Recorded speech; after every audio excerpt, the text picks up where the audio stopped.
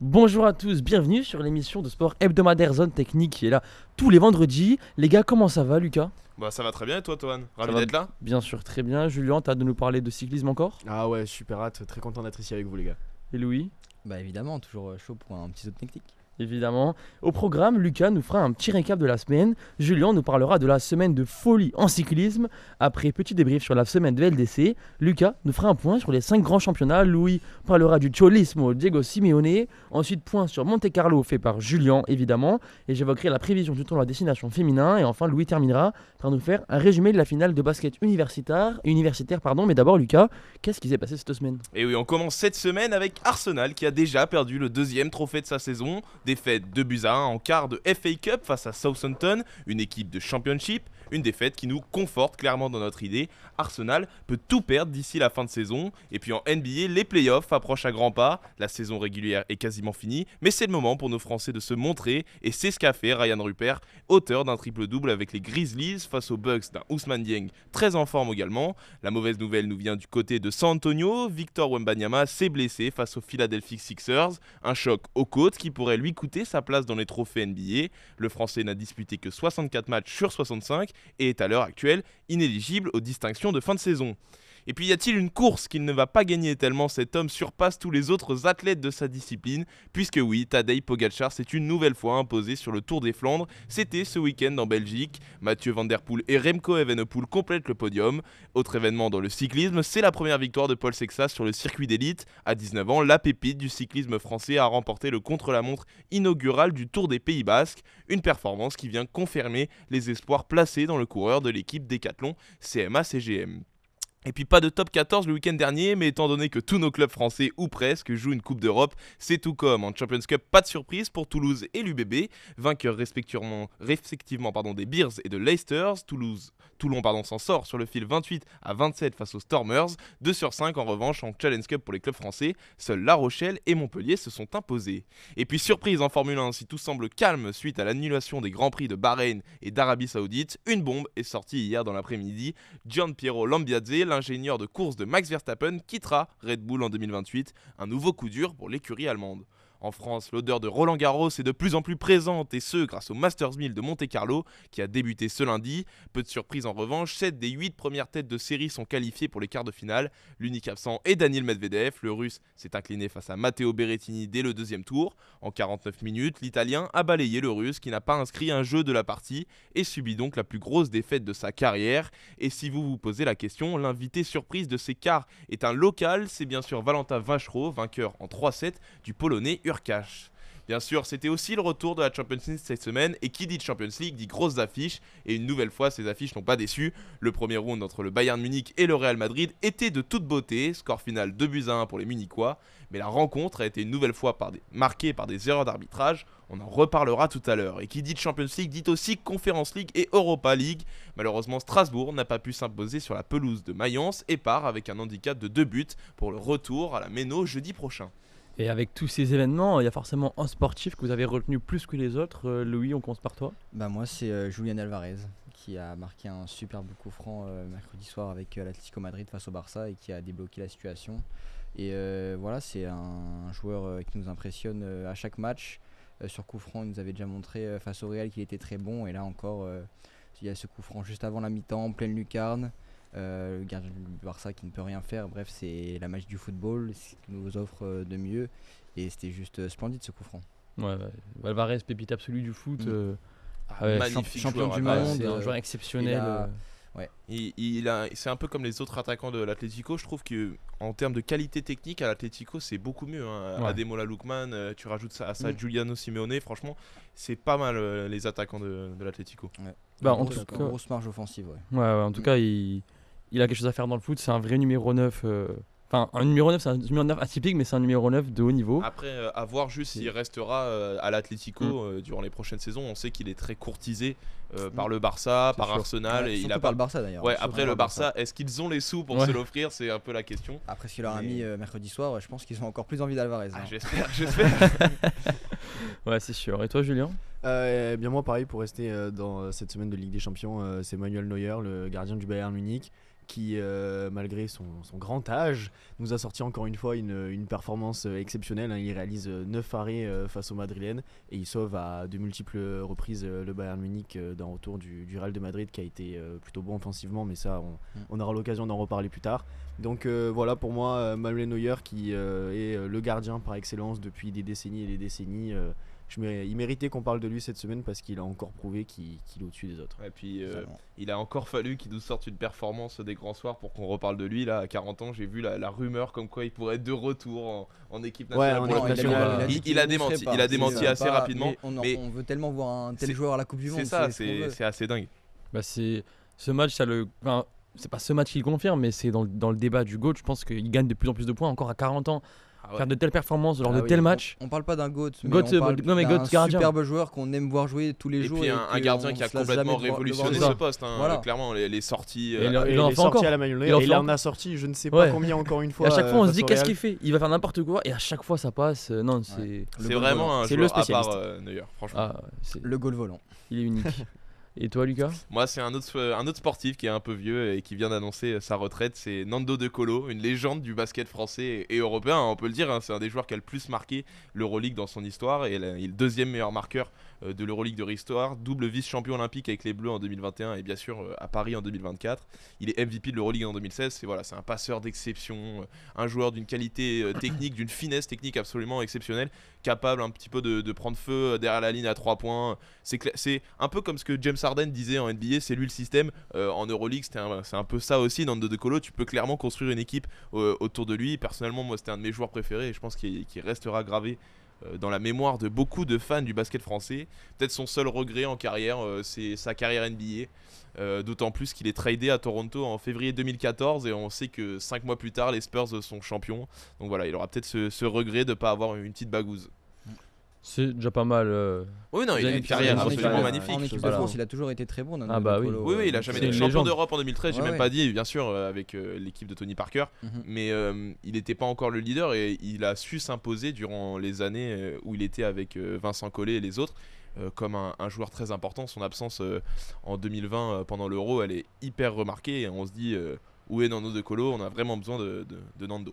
C'est sûr. Et moi, j'aimerais parler de Salessi Rayassi, l'arrière bordelais, qui met un nouveau triplé. Il est arrivé en se disant, on s'est dit que ça allait être un joueur qui allait être dans la rotation. Au final, il est titulaire quasi tout le temps. Il est né à 75 points en 20 matchs, donc ça fait 15 essais. C'est exceptionnel. Il joue à l'arrière à la place de Romain Buros, qui est souvent blessé. Mais avec Penaud, LBB, Huberti, Arthur Retière qui est arrivé, Moefana Deporter, de Buros, il est toujours titulaire, il performe. Je crois là il a son deuxième triplé en Champions Cup, je crois que c'est le troisième de la saison. C'est un joueur unique. Avec les Fidji, il a que 3 sélections, mais je pense qu'il va commencer à s'imposer un petit peu. Et voilà, je trouve qu'encore un nouveau triplé de sa part, c'est bluffant. Et donc il y a un autre sportif dont on aurait pu parler aujourd'hui, c'est Tadej Pogacar, mais je pense que Julien va le faire pour nous. Vous commencez à être habitués. Il va nous parler de cyclisme, mais en même temps tout s'enchaîne. Il y a un événement sur chaque course. Ouais, le monde du cyclisme ne s'arrête plus et il s'est engouffré dans une double semaine de légende avec pas moins de 2 monuments, un dimanche dernier et un ce dimanche, et le Tour du Pays Basque en même temps. Restons d'ailleurs sur ce dernier où les Français impressionnent, dont celui qui est clairement devenu le chouchou de toute une nation, Paul Sexas. Il a commencé par frapper très fort dès la première étape sur un contre-la-montre avec pas mal de relief.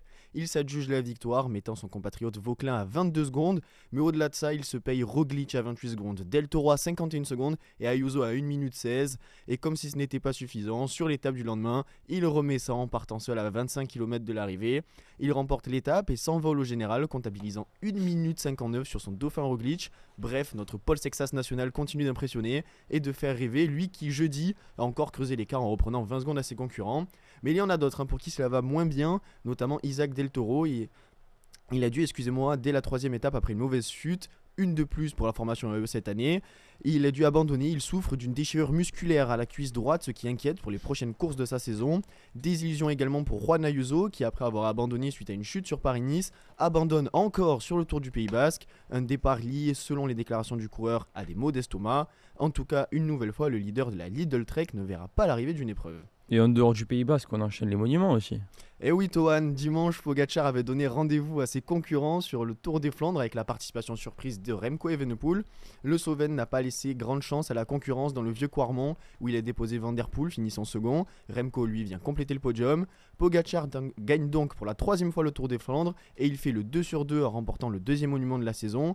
Poggi remporte donc son 12e monument dépassant Roger Devlanmic. Seul Eddy Merckx est donc désormais devant lui avec 19 remportés et il plante un nouveau record en remportant 4 monuments d'affilée, le seul à ne jamais réaliser cette performance, et il est par ailleurs sur un 100% de victoire cette saison. Bref, Poggi continue d'affoler les stats et désormais il a les yeux rivés sur son ultime défi, Paris-Roubaix. L'enfer du Nord, c'est dimanche avec un plateau de coureurs XXL cette année encore une fois. Pogacar, Van Der Poel, Van Aert, Tim Merlier, Christophe Laporte, Florian Vermeersch ou encore Jonathan Milan. Bref, ce qui est sûr, c'est que Mathieu Van Der Poel est le grand maître sur cette épreuve, mais qu'il devra faire face à un Pogacar stratosphérique, en quête non seulement de ce seul monument qui lui résiste, mais aussi du Grand Chelem, dont, rappelons-le, 2026 est sa dernière tentative. Du côté des femmes, on note la venue surprise de Pauline Ferrand-Prévot, qui va sans doute tenter de décrocher une 2e victoire devant ses fans. En tout cas, Paris-Roubaix, c'est ce dimanche après-midi, et ce qui est sûr, c'est qu'avec Paris-Roubaix, il y a toujours du spectacle. Pogacar sur le Tour des Flandres. Ouais, C'est juste magnifique déjà. À plus de 100 km de l'arrivée, t'as les yeux à eux qui accélèrent. Et là, tu sais très bien que Pogacar va partir, qu'il va pas s'arrêter.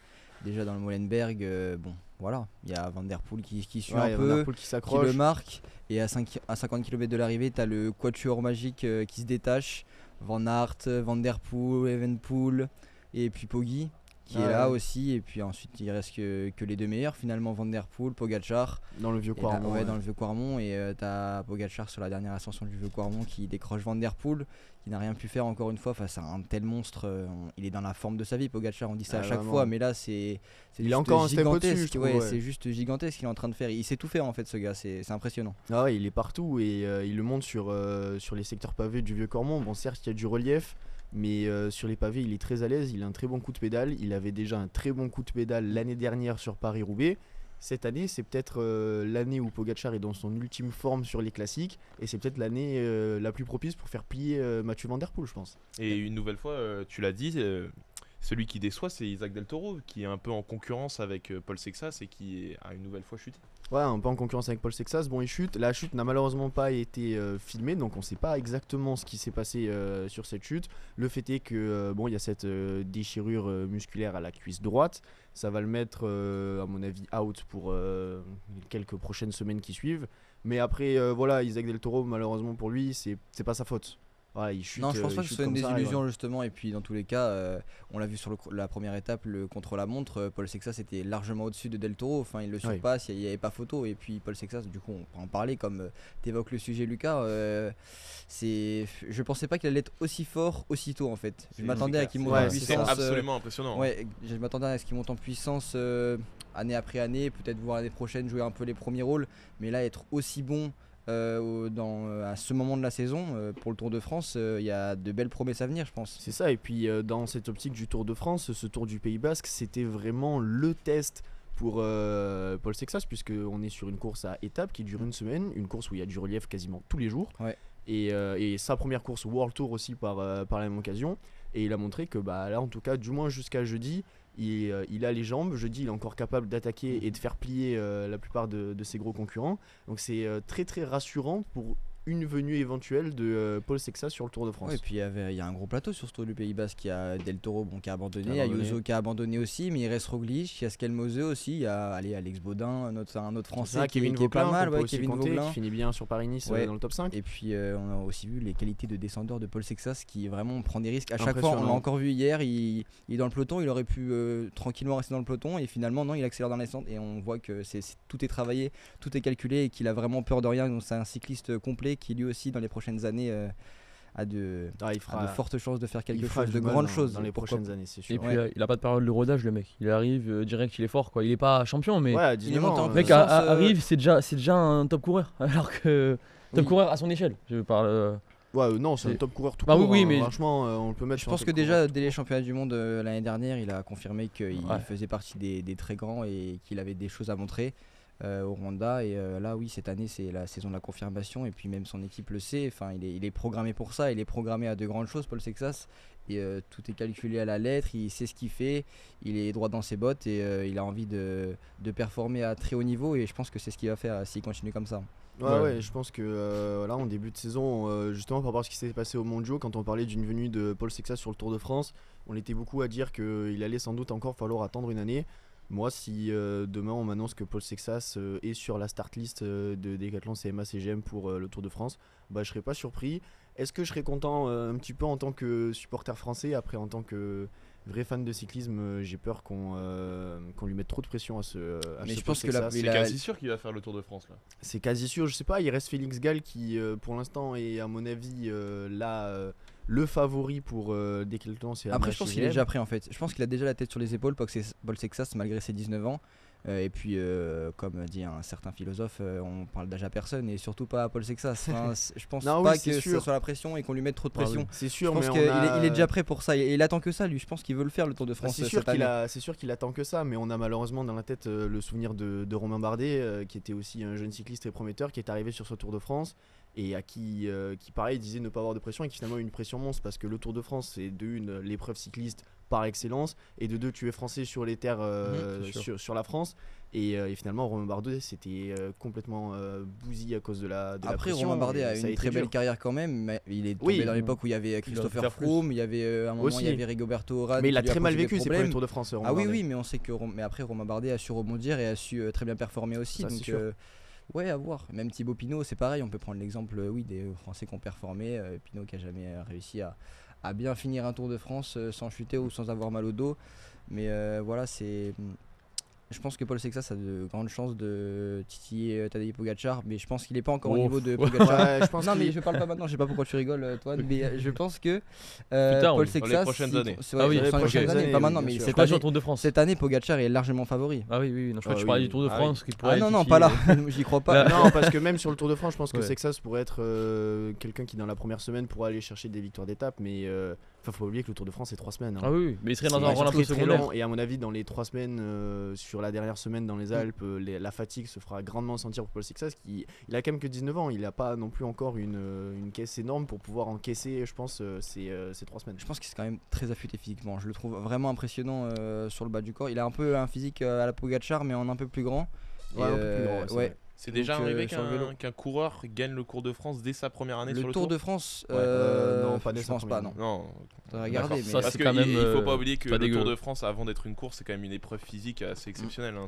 C'est pas donné à tout le monde de faire le Tour de France, et même pour Paul Sexas qui est nouveau sur le circuit, faire un Tour de France directement à un très bon niveau, faut pas l'attendre à ce qu'il joue les premiers rôles dès son Non, premier non, Tour de France. C'est un Faudrait être monument du extrêmement sport. indulgent C'est un avec monument, Paul sans Sexas propre. sur son premier Tour de France, je pense, pour nous-mêmes en tant que spectateurs, être indulgent avec lui et pour lui-même aussi, pour pas qu'il se mette trop de pression non plus.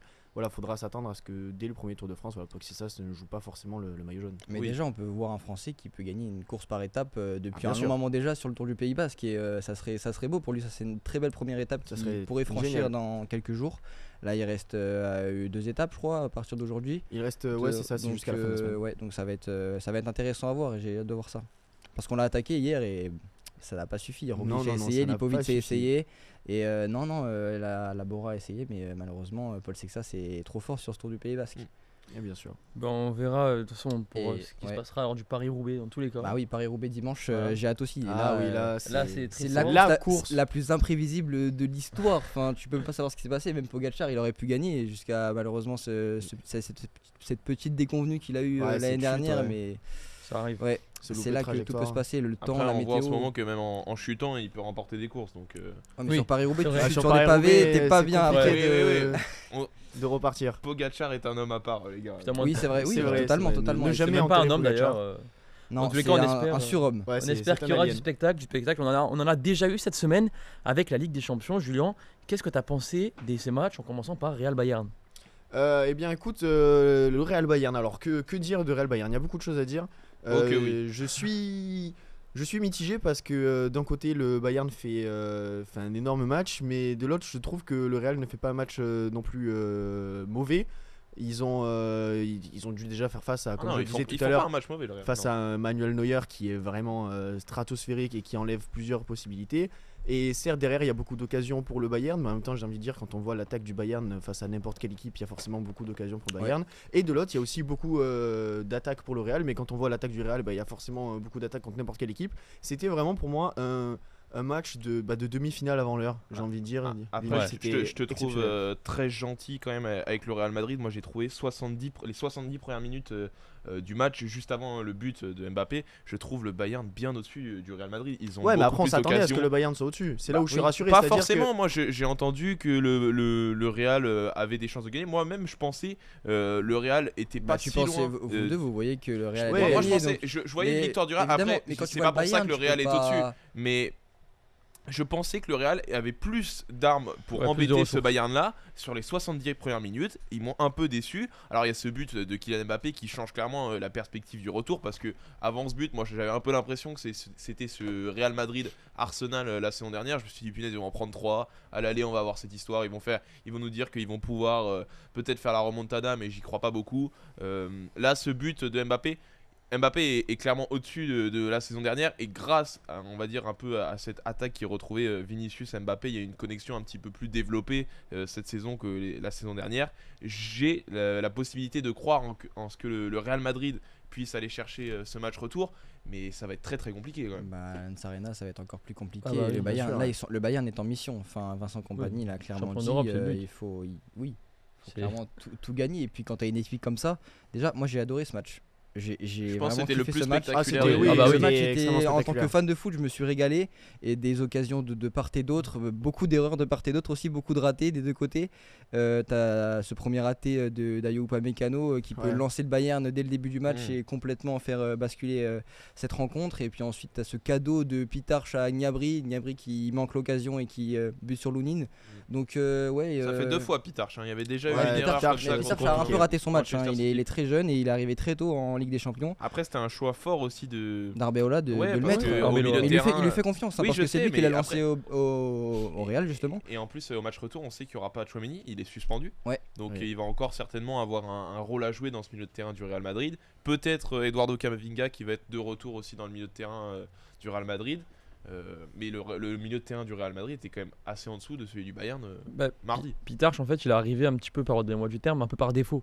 Dans le sens où il y avait personne qui était vraiment satisfaisant et donc on a tenté un nouveau joueur. C'est pas qu'on s'est dit il est très fort, on va le mettre parce qu'il est devant, c'est que les autres sont pas bons donc on va le mettre. Et c'est là où il y a une certaine limite, je trouve, avec le Real, notamment dans la qualité technique, en fait, la justesse technique. Je trouve que ils arrivent à faire leurs exploits, ils arrivent à. Évidemment, parce que c'est Real Madrid, parce qu'ils ont Mbappé, ils ont Vinicius, Bellingham, ils ont des super joueurs. Bellingham n'a pas Valverde. joué hein, donc bon. c'est Non, mais pas- je parle Il a de- joué, il est Non, rentré. il Il a est rentré rentré, mais en c'est fin pas de lui jeu, qui mais Son Non, mais je parle- entrée c'est pas a lui été qui est très titulaire. intéressante d'ailleurs, parce Voilà, que oui, c'est à mais partir l'entrée, de je son trouve. entrée que le Real égalise et on a un peu plus dans la perspective de se dire que le Real a une chance de battre ce Bayern. Non, j'y crois pas. Non, mais J'y crois plus. J'ai dit qu'ils avaient plus de chance quand Bellingham Oui, est oui, rentré. c'est sûr. Ah, le oui, Real Contre jouait Arnold mieux. qui sert Quand Mbappé, Bellingham est c'est- rentré, oui. le Bayern a eu moins d'occasions et était moins dans la possibilité de Mhm. marquer face à cette défense du Real. Et je dis pas que Bellingham a apporté défensivement, mais comme le Real s'est plus projeté offensivement, Mhm. le Bayern a été plus en recul et a moins attaqué. Ouais, mais c'est moi, je trouve que c'est ce qui est frustrant avec ce Real Madrid, c'est que ça manque de précision en fait.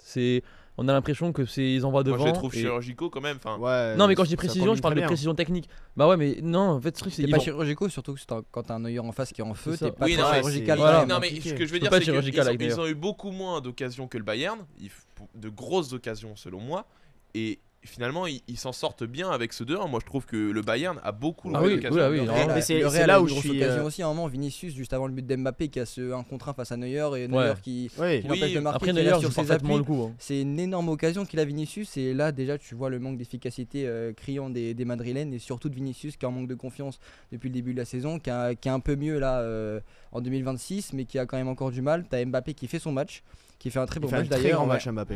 Un très grand match, j'irai Très pas grand, jusque là. t'as bien raison. Moi, j'irais jusqu'à cas très grand. Franchement, un très bon match et c'est lui qui a clairement porté son équipe vers le haut et qui s'est créé le plus d'occasions du côté de Madrid. Donc oui, à voir, mais c'est surtout cette défense et ce milieu qui a été assez faible du côté du Real. Alexander Arnold qui fait un super centre pour Mbappé, mais sinon son match il est pas bon. Carreras à Arnold, gauche est terrible. C'est très inquiétant derrière. Ouais. Il se fait prendre à chaque fois par Michael Olise. Je ne sais pas, j'ai pas la stat sous les yeux, mais Michael Olise a dû passer 10 fois sur le côté droit. On avait l'impression qu'à chaque fois que la balle allait du côté de Michael Olise. Ouais, mais il y a danger à chaque fois. À chaque fois qu'il touche le ballon, c'est danger. Olise, c'est monstrueux. Et pour moi, c'est l'homme du match.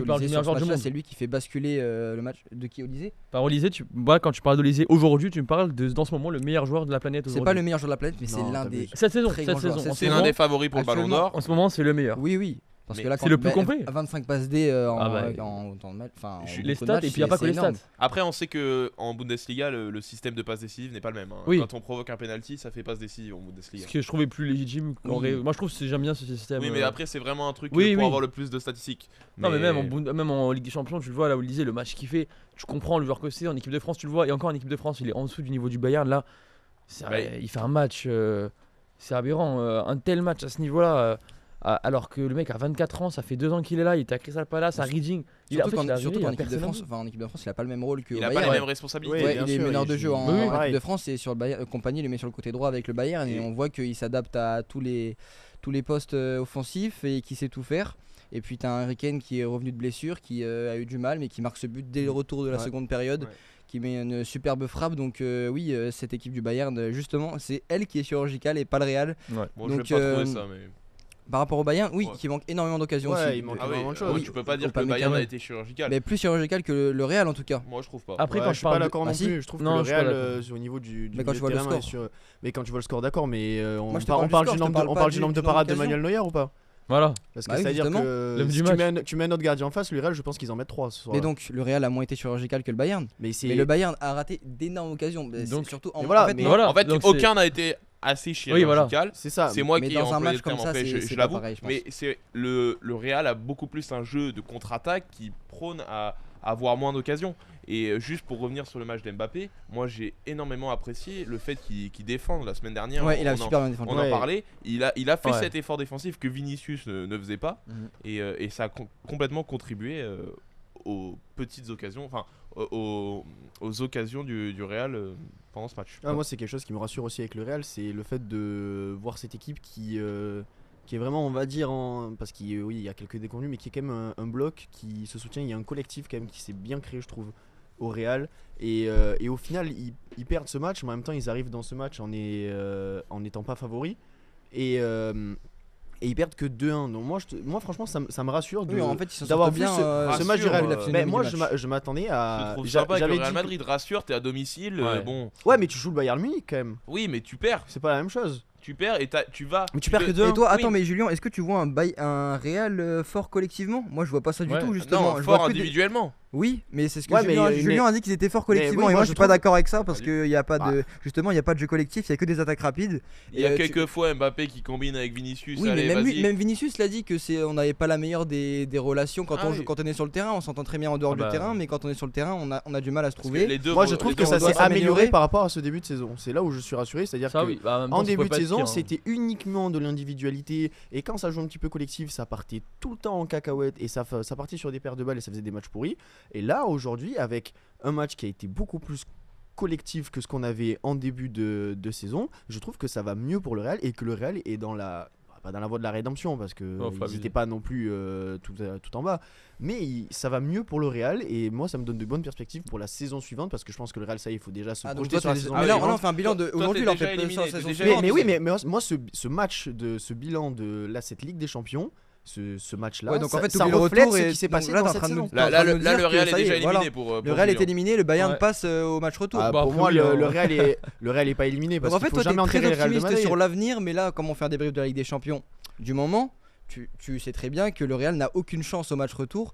Pour moi, le Bayern va maîtriser. Ok. Parce que le Bayern est à domicile, le Bayern a cet avantage, ils vont forcément s'appuyer sur cet avantage et c'est très logique. Et je vois mal comment le Real pourrait revenir, même si je le répète encore une fois, il ne faut jamais enterrer le Real de Madrid. Pour ce qui est de la Liga, pareil, le Barça a pris une grande longueur d'avance, mais ça on y reviendra tout à l'heure.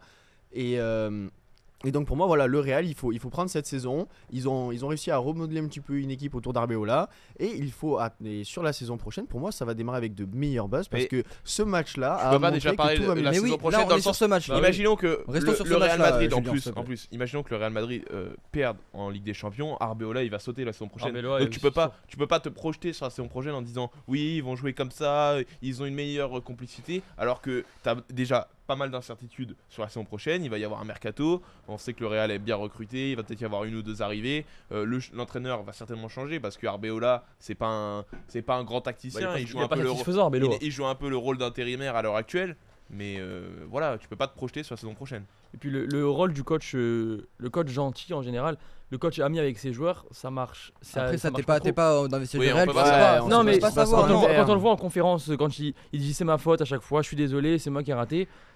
Quand tu as des joueurs comme Kylian Mbappé, comme Vinicius, comme Alexander Arnold, des joueurs comme ça, tu peux pas en fait te permettre de dire ah c'est ma faute. Les joueurs, Protège ton voilà. équipe. Bah ouais. Ouais, mais tu regardes. Non, les- en plus, il a même pas dit ça. Il a dit clairement Mais je parle qu'on pas aurait de dû, ce match, je parle en général. aurait dû plus marquer. Mais là, on est sur le début de la Ligue des Champions, je comprends pas. Non, Soit on parce parle que- du Real Madrid, soit on parle de la Ligue des Champions. Il Parce faut qu'on a, pas on a dévier parlé non plus. d'Arbeloa.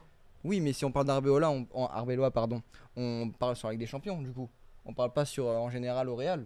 Bah, Ou alors on dévie, on parle d'Arbeola si vous Là, on voulez. parlait Pour de la moi, saison. il a un bilan plutôt satisfaisant avec le Real, même si bon là ils ont clairement perdu le titre, donc c'est fini pour lui. Il a pas réussi sa mission pour moi aussi à Bah, l'heure actuelle. c'était pas compliqué, c'est Donc pas facile. il va clairement. Oui, c'était pas facile. Puis la c'est sûr, Liga, mais, après, ils perdent beaucoup de points sur des matchs tu faciles. perds contre Mallorca, tu mérites pas de remporter Voilà. la Liga. Donc voilà, et Arbeloa, oui, pour revenir sur Arbeloa, c'est pas terrible, il n'y a pas d'identité, c'est sûr, mais en Ouais. tout cas, il dit clairement pas que oui, c'est de ma faute. Non, il a pas dit ça justement en conférence de presse. Pas Il a sur ce clairement match. dit qu'on aurait dû marquer plus et c'est une honte qu'on n'ait pas marqué plus. Donc voilà, mais quand tu tombes sur une équipe du Bayern qui défend bien aussi, certes, Upamecano, il y a cette occasion qui rate, mais il fait un super match. Jonathan Tah aussi solide. Stanisic, j'ai bien aimé aussi sur son côté Ouais, un bon droit, match, même Stan. si il a été Vinicius- élu défenseur droit de la semaine en Ouais, Champions même League. si bon, En même temps, Vinicius- Bah, il y a Vinicius, Hakimi qui a fait causé- un bon match, Hakimi. oui, c'est vrai. Hakimi, ouais, aussi. Et puis au milieu, t'as Kimmich qui est vraiment un élément essentiel de ce Bayern Munich là, de l'ère Vincent Kompany qui fait une énorme performance. Donc ouais, c'est une très belle perf, ouais. Bon, en tout cas, on espère que le match retour, on aura du spectacle. Il y avait un autre match ce mardi soir. Je me suis Un peu moins colchiné le match. spectaculaire. Hein. Ouais, Ouais, c'était beaucoup pas. moins, ouais. Je me suis colchiné 90 minutes et je peux vous dire que c'était pas le match du siècle, Arsenal Sporting, encore un match ennuyeux. On va saluer la performance de David Raya et Declan Rice qui ont fait un super match. Raya qui est le meilleur gardien de Première Ligue et l'un des meilleurs du monde encore, qui sauve Arsenal. Voilà, il y a ce but de Verts grâce à cette superbe passe de Martinelli à la 91e, mais à part ça, il n'y a rien à dire de plus. C'est un 1-0 miraculeux parce que franchement, le Sporting a dominé tout le match de la tête et des épaules. Il n'y a rien à dire. Il y a rien à dire sur ce match. Non, vraiment, Ouais, clairement, moi c'était l'affiche qui me plaisait le moins des quatre et j'ai compris pourquoi en regardant le match. Voilà, On peut juste dire que le Sporting a fait une très belle performance et qu'il Ah a oui. encore une chance au retour avec. Ah cette, oui, c'est pas dit que, cette que rencontre-là, le hein, donc Sporting il y a ne qu'un sorte but pas d'écart Arsenal, et puis ouais. quand tu vois Ouais. le Sporting jouer là, Arsenal n'a rien prouvé sur ce match, donc j'ai hâte pour le retour. Ouais, parce qu'on très va intéressant. on va ce avoir un retour. Sporting qui va être obligé d'être offensif et voir un Sporting offensif en général ça nous donne toujours des matchs spectaculaires. Mm. Donc le retour sera normalement bien plus intéressant que ce qu'on a pu voir à l'arrivée. À En tout l'aller, cas, pardon. Arsenal ne va pas tout perdre cette saison, je l'espère, parce que ce serait vraiment malheureux pour cette équipe. Ah, ils sont quand même C'est- en avance en première ligue. Ouais, en première ils ont ligue, pas mais l'avance en première ligue. il reste que la première ligue. Après, là, si on perd, si ils perdent dans la Ligue des Champions. Après, ils ont gagné, hein, on parle comme Oui, s'ils avaient perdu, oui. mais ils ont gagné. Hein. Donc, Oui, faut mais pas oublier ça là, aussi. prochain tour, ce sera contre justement ce match dont on va parler, l'Atlético ou le Bayern, qui était le match du mercredi, le match le match le plus spectaculaire du mercredi. Celui où il y a pas mal de pronostics qui sont passés grâce à celui-là, plutôt des cotes un petit peu hautes. Les gars, Atlético Barça, Louis n'était pas avec nous quand on l'a regardé, donc il parlera en dernier. Lucas, qu'est-ce que t'en as pensé du match? Bah écoute, j'ai trouvé une Atlético de Madrid bien en place, franchement. Ils ont fait un match très solide et jusqu'au carton rouge de Pau Cubarsí, on avait deux équipes qui avaient leur plan de jeu, qui respectaient complètement les directives de leur coach. Et quelque chose que je tiens à dire sur l'Atlético de Madrid, c'est qu'on a souvent crié qu'ils faisaient que de défendre. Et pourtant, aujourd'hui, moi je trouve qu'ils ont vraiment un potentiel offensif assez intéressant avec Griezmann, Alvarez, Simeone, Ademola Lookman. À chaque fois que l'Atlético Madrid joue un match un peu important contre le Real Madrid, contre le Barça, il y a toujours des buts. C'est toujours sympa à regarder. Moi j'aime bien comment joue l'Atlético. Cette saison, c'est pas nouveau, c'est depuis cette année que. Ah oui, non, mais je parle de l'année en général. C'est clairement plus spectaculaire à avoir joué. Et c'est oui, surprenant. Et ça marche même mieux, puisque à l'heure Ah actuelle, force est de constater. l'Atlético a gagné 2-0 au match aller et est en passe de se qualifier pour les demi-finales. On verra ce qui se passe s'il passe après. Ça marche mieux, on sait pas, parce qu'avec ce genre bon, c'est il y a longtemps, c'était il y a 10 ans, mais bon, ils ont quand même fait une finale de Ligue des Champions. Oui. Enfin, Après, c'est pas la même qualité c'est pas la même époque. Il y a une qualité C'est pas la même différente, époque. mais si tu regardes Ronaldo par rapport à Yamal. aux 2-3 années précédentes, moi le jeu de l'Atlético me convient beaucoup plus que Oui, je suis celui d'accord des avec toi. précédentes. Mais de toute façon, là, on avait deux équipes offensivement très fortes. C'est les deux équipes qui marquent le plus en Ligue des Champions. Et oui, l'Atlético a joué son match, même si le Barça a clairement dominé cette rencontre. En première période, tu avais Rashford très dangereux sur le côté gauche, Yamal. J'en parle même pas, il fait le Barça ne le mérite pas. De mieux en mieux. Je me suis posé la question aussi, mais en fait, il est trop esselé. En fait, le Barça doit se mettre clairement au niveau de Lamine Yamal, sinon ça va pas le faire du tout. Le truc, c'est sur le match, il est un peu trop esselé. Il y a pas de numéro 9. Moi, j'ai bien aimé quand même Rashford sur le côté gauche. Mais ça manque de justesse technique sur le dernier geste. Oui, c'est sûr. À chaque fois, il a manqué ce petit truc. Oui, mais il a mangé la feuille. Oui, mais c'est rassurant. Il a mangé la feuille. Le truc, c'est que le Barça, il y a Lewandowski devant, c'est plus que c'était et il commence à rater. Lewandowski contre Newcastle. Lewandowski fantomatique sur ce match-là. Ah oui, clairement, oui. Presque sur la saison, j'ai envie de dire. Quand il est là, quand il est pas blessé. Non, mais quand il est pas blessé, c'est pas non plus le Lewandowski qu'on a eu. Donc, cette année, c'est très compliqué pour Lewandowski. Alors oui, il y a ces buts contre Newcastle où tu dis qu'il a fait un bon match, mais en fait non, il sauve clairement son match en mettant ses buts contre Newcastle. Dans un match où il y a 7-2, un très match moyen. Voilà, c'est pas non mais plus. Yamal, du coup, pour les passes décisives pour Lewandowski, ça passe moins. Ferran Torres, n'en parlons pas.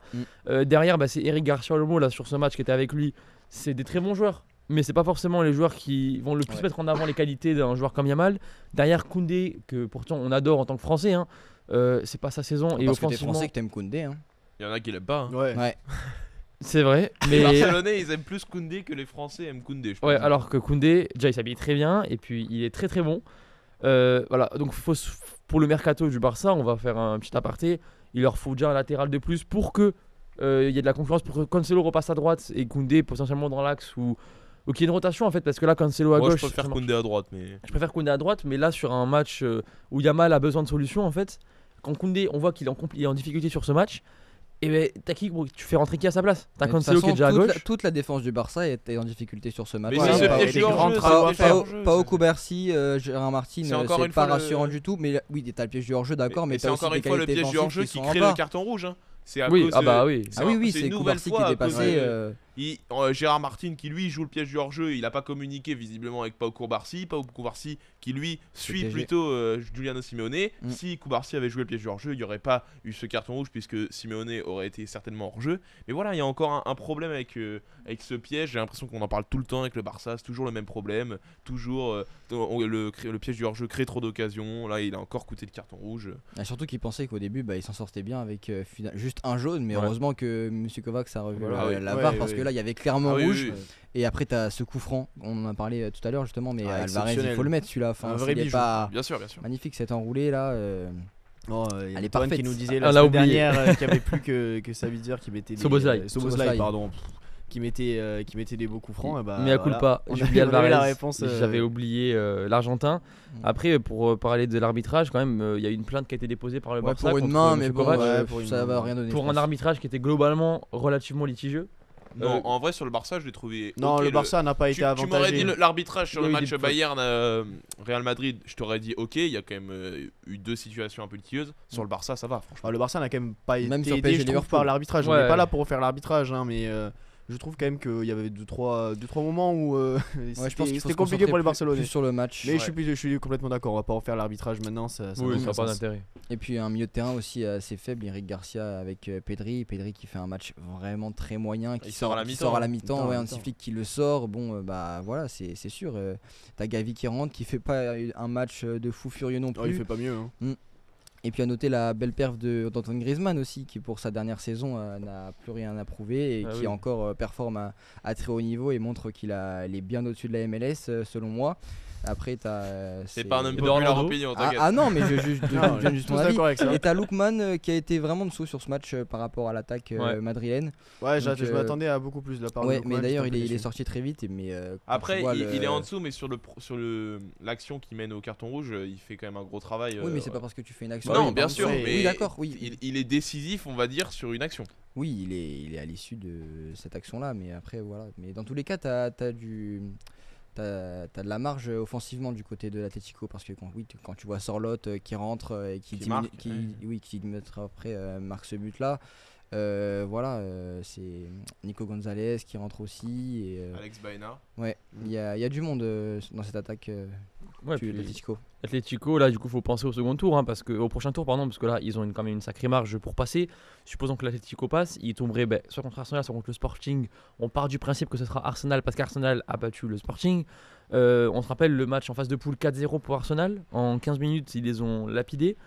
Mais là, est-ce que c'est la même C'était pas la même physionomie dynamique. C'est ouais, ça, voilà. est-ce que là c'est la même dynamique parce que l'Atlético commence à être très bien, Arsenal ça va moins bien, mais en même temps Arsenal est toujours invaincu en Ligue des Champions Après, cette t'es saison. encore en train de te projeter sur un truc qui s'est pas encore passé. Ouais. Ouais. Moi, je pense qu'il faut rester parle- plus sur ce Restons sur match-là. les retours Voilà. qui vont arriver. Et moi, je voulais voilà. te parler de Musso aussi, le Brésilien. Oui, Qui a Juan fait Musso, un ouais. super Argentin. match argentin, pardon, excusez-moi, et qui a fait un super match aussi, pas à l'image de Manuel Neuer évidemment face à un Real Madrid, mais c'est une très belle perf de sa part et il a été solide Parce pour que garder c'est un l'Atlético avec très bon ce gardien. but d'écart. Ouais. C'est un très très bon gardien. Et enfin le dernier match dont on va parler, Paris-Liverpool, 2-0 pour Paris. Louis, tu es satisfait de ce match? Bah, c'est une très belle opération pour Paris qui fait un super match. Tu as Désiré Doué qui marque dès la 11e minute de jeu, qui met Paris dans le bon wagon. Et ensuite, tu as cette maîtrise du match de bout en bout. Un Liverpool invisible, rien de proposé, aucun tir dans ce match, aucun tir cadré. Donc, c'est n'importe quoi pour Liverpool qui va c'est de pire en pire. Arnaud Slot. Il compte 6 minutes en ce moment et il devrait partir dans pas si longtemps que ça. Mais oui, pour le PSG, c'est une très belle performance. Ça a été solide, une belle attaque. Défensivement, c'est propre. Donc il n'y a presque rien à dire, même s'ils auraient pu marquer ce troisième but qui aurait pu les mettre définitivement à l'abri. Mais sur le retour, je ne suis pas très inquiet quand tu vois la perf de Liverpool. Ouais, c'est ça. C'est vraiment un peu ce regret de ne pas avoir inscrit ce troisième but parce qu'il aurait vraiment mis à l'abri. Moi, je voulais juste faire une petite aparté sur le milieu de terrain que j'ai trouvé une nouvelle fois très bon. João Neves qui est passeur décisif sur le deuxième but de Gvara, il a encore fait un super match. Et bien sûr, Warren Zaïre-Emery, dont on Très a bon beau dire du mal des fois, cette semaine, il a encore prouvé qu'il était de retour, beaucoup d'impact physique, toujours très physique dans son jeu. Après, c'est dommage, ça gâche un peu son match sur le penalty qui est sifflé de base, la faute de Konaté. Je trouve qu'il a vraiment le temps de frapper et il prend un peu trop son Oui, temps. c'est vrai. Mais après, sinon, un très bon match du Paris Saint-Germain qui était clairement au-dessus. J'étais un peu déçu personnellement de Liverpool. On les savait mauvais, mais peut-être pas à ce point-là. Ils ont quand même rien proposé. Après, ils arrivent en défense à 5, même si Frimpong, on sait que c'est Mais pas d'ailleurs, vraiment on un sait pas pourquoi latéral. cette défense à 5 elle C'est- était très voilà. surprenante. Et en fait, ils sont passés à 3 pendant le match. C'est passé de 5 à 3, je savais pas trop. Je pense que même eux quand étaient perdus. Quand Ouais, ils savaient pas Frimpong trop comment le et prendre. Kerkez se transformaient en piston, montaient un peu plus haut. Ouais, c'était un petit coup de bluff que. Ça a rien, que- ça a rien donné Frimpong, non plus, il y a rien eu. Ce boss là est très moyen et Kitike qui fait son match mais qui n'a rien pu faire dans cette équipe là. Wirtz aussi, donc mais après quand tu tombes sur un Paris solide comme ça qui maîtrise son match, évidemment que des occasions se créent moins et Paris m'a impressionné en vrai, on sait que Pas surprenant non ils plus. sont là. C'était pas surprenant. Je veux dire, on sait Non, on de- s'y attendait. On s'y Non, mais attendait de quoi à ils sont un match capables. celui-là, mais- Ils m'ont quand même impressionné parce que c'est une belle perf qu'ils font. Il faut quand même le réaliser ce match. Faut être solide, faut les marquer ces buts là parce que dans ce genre de match, et on l'a vu l'année dernière, t'as beau avoir toutes les occasions du monde, t'es pas à l'abri de te prendre un but à la dernière seconde du match et on l'a vu l'année dernière avec McAllister. Donc Ouais. à voir. McAllister, on a dit C'était Hervé Elliott. C'était Hervé Elliott. Ouais, j'ai confondu, pardon. Hervé Elliott. Ok. bon. Ouais, mec, s'il te plaît. Non, pas de, s'il vous plaît, pas du Un monde. peu d'expertise. Sérieux, s'il vous plaît. Donc, Julien, toi, tu trouves quoi de Paris? Non, bah, moi voilà, je suis aussi content de cette performance du PSG qui voilà, montre encore une fois qu'ils sont là dans cette Ligue des Champions, qui prennent la compétition au sérieux jusqu'au bout et encore heureux, j'ai envie de te dire. Et voilà, ouais, déçu qu'il n'y en ait finalement que deux qui sont inscrits à la fin de ce match. Ils auraient pu en mettre plus que ça. Le retour à Anfield sera pris, à mon avis, avec la même dynamique. Donc voilà, pour moi, il n'y a pas beaucoup d'enjeux encore là dans ce match retour pour le PSG qui vont pas le prendre à la cool, mais qui vont pouvoir du moins arriver avec beaucoup moins de pression Et d'un côté, ça va peut-être nous obliger aussi à avoir un Liverpool qui va donner un peu plus de peps dans son jeu parce que avec 2 buts de retard à rattraper, ils vont être obligés d'être offensifs dès le début de ce match. Donc on va peut-être voir quelque chose un petit peu de nouveau de la part du Liverpool. C'est pas sûr, mais en tout cas c'est quelque chose qu'on espère pour le spectacle et pour le football en lui-même.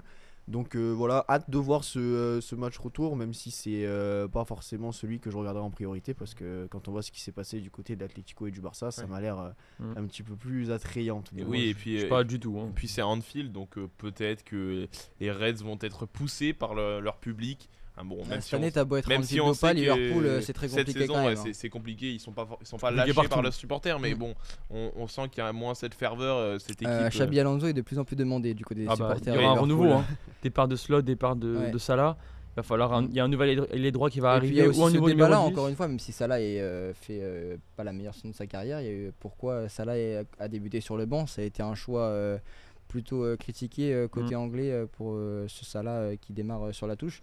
Donc ouais, c'est pas on a clairement vu que ça donnait rien, même si Salah est sur le banc, et que c'est pas forcément Mohamed Salah le problème, c'est autre chose. C'est un Après, problème bien il plus faut dire profond. aussi que Mohamed Salah est pas au niveau de sa saison Non, c'est dernière. sûr, mais Non, pas dans du tous tout. les cas, il n'y a rien changé sur ce match-là. Oui, et puis voilà. Et puis Lucas va me dire qu'il voit pas pourquoi c'est un lien, mais faut rappeler que Liverpool a vécu peut-être l'événement le plus traumatisant pour une équipe de foot en début de saison, Ah oui. et que mine de rien dans leur tête ça trotte forcément quand tu viens Non, de. bien sûr. Ouais, ça mais fait du c'est- temps là quand même.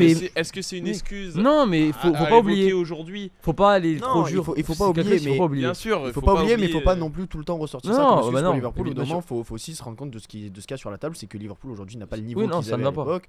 Et certes, ça peut rentrer dedans, mais il faut pas non plus tout reposer là-dessus comme Bien un sûr. bouc émissaire. Je repose juste le cadre quand même qu'ils ont Oui, démarré la le saison cadre, de la mais là, pire on des parle- manières moi, je possibles. préfère parler de foot que Ouais, mais là que d'autres choses. Là, Oui, c'est ça pas peut être- juste parler d'une embrouille entre deux joueurs là. C'est quand Non, même, je sais que c'est la- important. La et- perte de évi- Diogo évi- Jota qui en plus est un Mais, titulaire. mais évidemment, régulier. c'est une perte énorme pour Liverpool et paix à Pour son la âme- terre, paix à son- c'est oui, une mais tragédie. paix à son âme d'ailleurs. Et voilà, mais pour revenir sur ce match-là, il faut aussi souligner la perf de Kvara qui fait un super match et qui montre cette saison qu'il arrive de plus en plus en forme. Et dans les grands matchs, il est toujours décisif et que c'est un très grand joueur dans ces moments-là. Ouais, c'est Kvara. sûr. Ouais, C'est très sûr. bon Kvara encore ce Ouais. week-end. Ouais. Peut-être Dembélé lui a un peu moins, Mhm. notamment la finition. L'an dernier, on lui trouvait un peu plus cette Il y qualité. a ce poteau là. c'est Ouais, dommage. alors le Ouais. poteau, oui, c'est dommage, mais en soi, c'est pas celle qui doit le mettre Non, le mais plus il y au a fond. juste, Pour moi, juste que c'est dommage. ah bien sûr, bien sûr. mais Voilà, il y a c'est pas- cette frappe là sur le beau mouvement avec c'est quoi le mouvement déjà où il arrive plein Oui, centre, oui, il oui, frappe oui, et oui, elle est oui. au-dessus. Elle est écrasée. Et aussi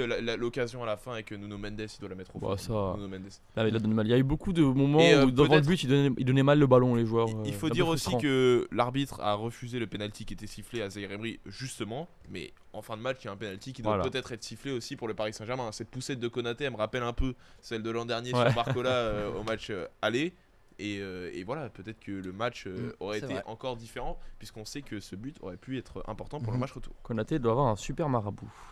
De toute façon, on le sait, la Coupe aux grandes oreilles nous réserve des surprises inédites, mais c'est pas toute la saison, hein. Certains championnats sont encore assez serrés, que ce soit pour les titres, la course à l'Europe ou le maintien. Lucas, comment tout cela se profile? Et oui, ça y est, Tohan, la trêve internationale est finie depuis une semaine. Place désormais au sprint final. Et à quelques journées du dénouement, il est l'heure de se pencher sur les enjeux de cette fin de saison dans les 5 grands championnats. Et on va commencer avec le championnat de France, bien sûr, qui, avec encore 6 matchs à jouer, nous réserve bien des surprises d'ici la fin de saison. En premier, la course à l'Europe, qui vient clairement d'être relancée. Alors qu'on voyait tous un duel entre les deux Olympiques, leurs méformes ont permis à des équipes comme Lille, Monaco et Rennes de croire à nouveau à l'Europe, à tel point qu'à 6 journées de la fin, c'est Lille qui part avec les meilleurs arguments pour finir à la 3ème place. Attention aussi à l'outsider Strasbourg qui, avec 43 points, pourrait bien jouer les troubles faits en cette fin de saison. Autre enjeu, bien sûr, c'est le maintien, puisque 2 équipes historiques du championnat de France pourraient bien descendre en Ligue 2. À l'heure actuelle, les relégués sont Metz avec 15 points, Nantes avec 18, mais un match de retard, et Auxerre, barragiste avec 23 points. Juste au-dessus, on retrouve l'OGC Nice qui n'arrête plus de sombrer dans la crise, le Havre avec 28 points et le Paris FC qui semble déjà maintenu à 32. L'inquiétude est évidemment côté niçoise, la dynamique actuelle n'est pas bonne, le calendrier est difficile. Les Aiglons auront 2 véritables finales à jouer pour assurer leur maintien face à Auxerre lors de la 33e journée et face à Metz la semaine d'après. Alors attention à une victoire de Nantes ou de Auxerre, il va commencer à faire très chaud sur la Côte d'Azur. Petit regret en revanche sur la course au titre que mène le Paris Saint-Germain avec 4 points d'avance et un match de retard. Elle aurait pu être différente si la LFP n'avait pas décidé de déplacer la rencontre entre le leader et son dauphin, prévu initialement le 11 avril. Il fallait choisir un choix et la LFP a privilégié le coefficient UEFA de la France au détriment de la course au titre de son championnat. Là dont on ne parle jamais, enfin on ne parle pas beaucoup en tout cas, et pourtant c'est peut-être le plus serré, Lucas. Et oui, est-ce que c'est dû à son manque de superstars ou bien à son manque de diffuseurs? Je ne sais pas, mais c'est vrai que la course au titre en Italie passe complètement inaperçue, et pourtant c'est certainement la plus passionnante. 3 équipes peuvent encore prétendre au Scudetto, et ce n'était peut-être pas le cas il y a quelques semaines. Le leader, l'Inter Milan, laisse des points en route ces derniers temps et voit le Napoli et l'AC Milan se rapprocher dans son rétroviseur, avec 7 points d'avance à 7 journées la fin. Les Interis sont un certain matelin, certes, mais leur dernier résultat en dents de scie laisse penser que tout est encore jouable, d'autant plus quand le Dauphin est le champion en titre et reste sur 6 victoires de rang. Bonne nouvelle pour les coéquipiers de Marcus Thuram, depuis 6 ans, le Scudetto change de vainqueur chaque saison. Juste en dessous, le club de Côme, qui réalise la plus belle saison de sa vie, est en passe de se qualifier en Ligue des Champions. Mené par la pépite Nico Paz, les joueurs de Cesc Fabregas sont en train de réaliser un véritable exploit en se classant juste au-dessus de la Juventus et de la Roma. A voir si ce poids d'avance restera maintenant jusqu'à la fin de la saison. Surtout avec ce Super Mario de com. Peut-être juste un petit mot sur les championnats où il y a un peu moins d'enjeux. Oui, en Bundesliga notamment, on connaît normalement, sauf le tremblement de terre, le champion et les 6 qualifiés pour les Coupes d'Europe. Dans l'ordre, le Bayern Munich, le Borussia Dortmund, Leipzig, Stuttgart, Hoffenheim et le Bayer Leverkusen. Seul enjeu peut-être le record de passes décisives toutes compétitions confondues que Michael Olise pourrait battre. Il en est à 25 et le record est détenu par Lionel Messi à 32. En Première Ligue, pas la peine de se pencher sur la course au titre, on en a dédié une vidéo entière. Plus intéressant en revanche en Angleterre, c'est la course à la Champions League, d'autant plus que c'est officiel, la Première Ligue dispose désormais de 5 places qualificatives pour la coupe aux grandes oreilles. Derrière les 4 premiers, 9 équipes se tiennent dans un mouchoir de poche et peuvent potentiellement accrocher cette 5ème place. Dans le bas du tableau, le gros enjeu s'appelle Tottenham, le club londonien est en grand danger à seulement 1 point du premier relégable. Et enfin en Liga, le Barça part avec un avantage de 7 points face au Real Madrid dans le sprint final. Difficile de croire que les Madrilènes puissent réellement revenir dans la course suite à leur défaite face à Mallorca le week-end dernier. Date à noter peut-être le Classico le 10 mai. Si Barcelone l'emporte, on sera fixé. Si c'est Madrid en revanche qui s'impose, l'affaire pourrait être bien différente. Même si le championnat s'est râpé pour l'Atlético Madrid de Simeone, les colchoneros pourront toujours espérer soulever la Ligue des Champions pour récompenser l'immense et loyale carrière du Cholismo qui vient de réaliser une première dans sa carrière, Louis. Et oui, ça y est, Diego Simeone a enfin gagné au Camp Nou, l'antre du FC Barcelone. Arrivé en décembre 2011, l'entraîneur de l'Atlético Madrid n'avait jamais réussi à battre le Barça. En plus de 15 ans, le technicien argentin restait sur 18 matchs sans victoire, 11 défaites et 7 matchs nuls. Alors oui, en 2024, Simeone avait bien gagné à Barcelone, mais à Montjuïc, arène des Blaugrana, le temps que le Camp Nou se refasse une beauté. Mais mercredi soir, Simeone a enfin rompu la malédiction lorsque lui et son équipe se sont imposés 2-0 face à Barcelone d'Hansi Flick en quart de finale aller de Ligue des Champions. Exploit d'autant plus parlant puisque pour la première fois depuis 20 ans, l'Atlético Madrid a battu le Barça au Camp Nou. Dominés, les colchoneros ont vu le match basculer de leur côté lorsque Giuliano Simeone, fils de Diego, provoque l'expulsion du défenseur barcelonais Pau Cubarsí après un accrochage à l'entrée de la surface. Julián Álvarez se charge du coup franc et vient loger le ballon dans la lucarne sans que Joan Garcia ne puisse faire quoi que ce soit. Lancé à l'heure de jeu par Diego Simeone, Alexander Sorloth met l'Atlético à l'abri. 10 minutes plus tard, au coup de sifflet final, l'Argentin de 55 ans, sprintait déjà vers le vestiaire, sans doute déjà tourné vers sa prochaine mission. Le match retour ce mardi. Cette fois-ci, Diego Simeone sera dans sa maison, le Riader Metropolitano, un stade où la victoire n'a plus de secret pour lui. Merci beaucoup. Cet hommage vient de clôturer notre page foot du jour. Maintenant, on va monter un petit peu au niveau du sud-est de la France pour se diriger vers les Alpes et Monaco, où le Masters 1000 de Monte-Carlo a lieu cette semaine. Un tournoi en bord de mer sur l'un des plus célèbres rochers du monde avec le bel orange de la terre battue et les stars du tennis mondial. Un tournoi aux airs de grande répétition générale avant Roland Garros. Ouais, et commençons par les adieux, parce qu'il y en a deux. Stan Wawrinka, 41 ans, champion ici en 2014, disputait sa dernière participation au tournoi. Le Suisse avait battu Federer en finale lors de ce sacre il y a 12 ans, l'un des grands souvenirs du Rocher. Mais cette fois, il s'est incliné dès le premier tour face à l'Argentin Sébastien Baez, 7-5, 7-5. Mais le public lui a réservé une ovation chaleureuse. Wawrinka, élégant jusqu'au bout, a dit au revoir au tournoi de sa vie avant de raccrocher les raquettes en fin de saison. Et dans la même veine, Gaël Monfils, invité spécial pour ses adieux à Monte-Carlo, lui aussi en fin de carrière a réussi à passer un tour avant d'être sorti par Bublik. Et puis il y a eu les grosses surprises. Ouais, Stefano Tsitsipas, triple champion ici, numéro 1 à Monaco ces 5 dernières années, a été éliminé dès son entrée en lice par Francisco Cerundolo, 7-5, 6-4. C'est la première fois en 8 participations que le grec ne passe pas le premier tour. Tsitsipas n'a plus battu un joueur du top 20 sur terre battue depuis août 2024. La traversée du désert continue. Et surtout l'image de la semaine, Daniil Medvedev, 7ème tête de série, infligé un double bagel 6-0, 6-0 par Matteo Berrettini en 40 minutes chrono, l'ancien numéro 1 mondial qui jouait son premier match sur terre battue cette saison a semblé complètement perdu. Il a fini par exploser sa raquette sur le court, la frappant 7 fois de suite avant de l'acheter dans la poubelle. Une image surréaliste. Berrettini, lui, avait traversé ce début de tournoi sans concéder le moindre jeu jusqu'à ce que Fonseca l'élimine ce matin. C'est d'ailleurs le joueur de la semaine, Juan Fonseca. À 19 ans, brésilien est déjà en quart de finale à Monte-Carlo pour sa première participation dans la principauté. Ce jeudi, il a sorti Berrettini sèchement 6-3, 6-2 en 1h15. Service tranchant, prise de balle précoce, une maîtrise tactique impressionnante pour son âge. Le petit brésilien est le plus jeune joueur à atteindre les quarts ici depuis Rafael Nadal et Richard Gasquet en 2015, rien que ça, en 2005 pardon. Après le match, il a déclaré vouloir devenir le 3e homme derrière Alcaraz et Sinner. Ce qui est sûr, c'est que l'ambition n'est clairement pas un problème chez lui. Et du côté des grandes têtes, Alcaraz et Sinner ont validé leur place en quart, mais pas sans forcer.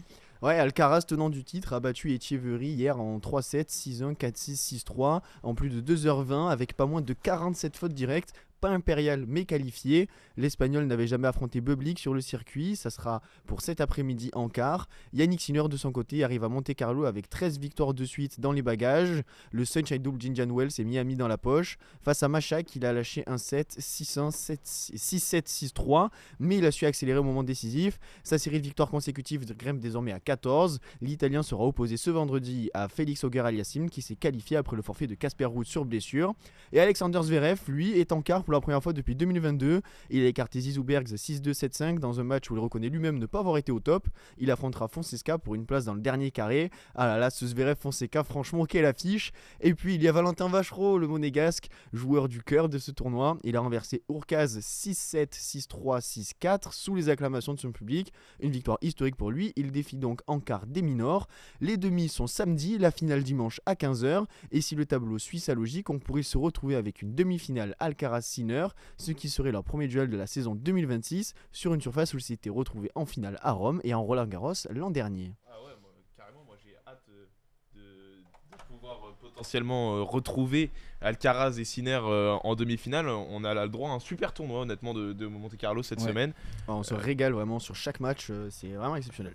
C'est la régale, hein. Et puis il y a Fonseca Zverev là, qui est en train de se jouer et il y a un 7 partout.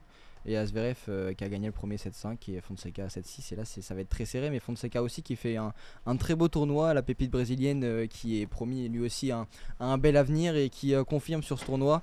Et ouais, il y aura des quarts très alléchants et évidemment un potentiel Sinner Alcaraz qu'on attend tous, mais bon, on aimerait voir aussi un autre match peut-être en finale. Bien sûr, on aimerait que ça change un peu. Voilà, ça va changer s'ils vont s'affronter en demi-finale.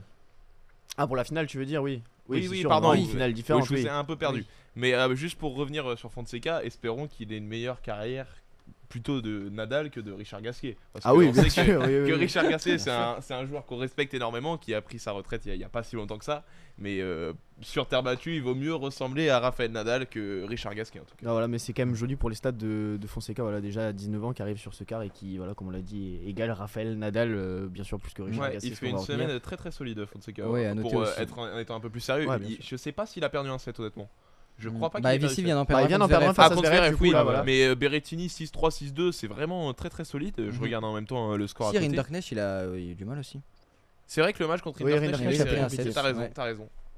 Ouais, un bon match d'ailleurs. Mais à noter aussi la belle perf de Vachereau qui est à domicile et qui est en train de nous régaler là. Il enchaîne. Déjà il y a ce premier match contre Cerundolo où il ressort un peu presque des abysses. Il perd le premier, il est mené 2-0 et ensuite il fait une perf de fou. Donc ouais, c'est C'est un très bon joueur et il confirme l'exploit qu'il a réalisé en octobre dernier à Shanghai. Ouais, Il bien gagne sûr, le ouais. Masters 1000 face à son cousin Rinner Knecht. Donc Voilà, là ça sera. ouais, j'ai hâte de voir cette confrontation quand face à même- des il mineurs. prend ouais. clairement Ça va des être un points, step au-dessus face à des minors quand même là ce match. Oui, là c'est vraiment va le falloir premier vraiment gros s'en prendre. test pour lui, C'est, mais évidemment, très, mais très moi je trouve qu'il confirme en tout cas sa belle perf et qui là il est peut-être à son prime.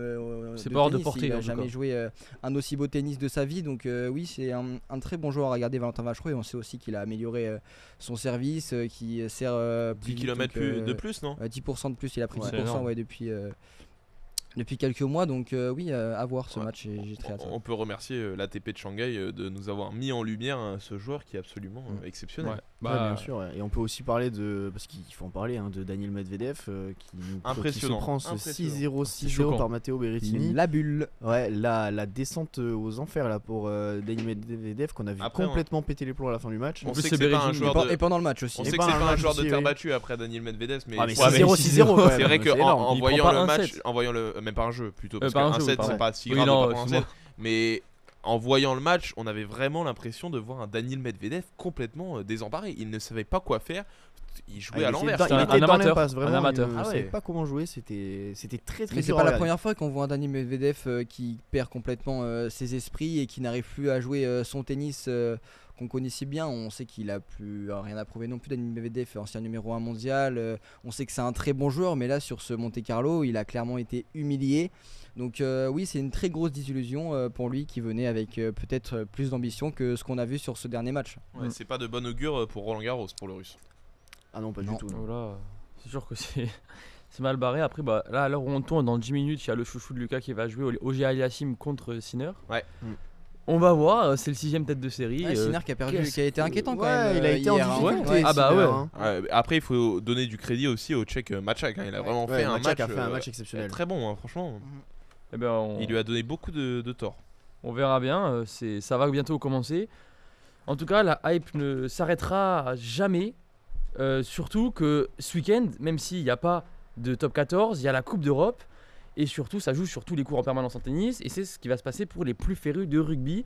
Parce qu'en plus de la Coupe d'Europe, le tournoi destination féminin va démarrer le 11 avril. Et je vous conseille sérieusement de le regarder parce que le rugby féminin monte en prestige et ne cesse de gravir des étapes dans sa démocratisation. Quant aux 6 nations, ça fait 6 ans que les Anglaises remportent la compétition et que les Françaises sont leurs dauphines. Et ce n'est pas anodin du tout. Les Françaises sont toujours à un match du Grand Chelem. Mais elles perdent contre l'Angleterre justement. Les Anglaises surdominent le monde du rugby féminin, championnes du monde en titre. En début de saison, elles ont éliminé les Françaises en demi-finale. La dernière victoire des Bleus remonte au 10 mars 2018, 18-17. Mais malgré ça, les filles jouent énormément. Le French Flair, ce n'est pas que les hommes, il y a de vraies têtes d'affiche. Par exemple, le pack, composé de guerrières comme Léa Champon, Rose Bernadou, Badou Soufal Raclo, ou encore la capitaine Manaï Féléou.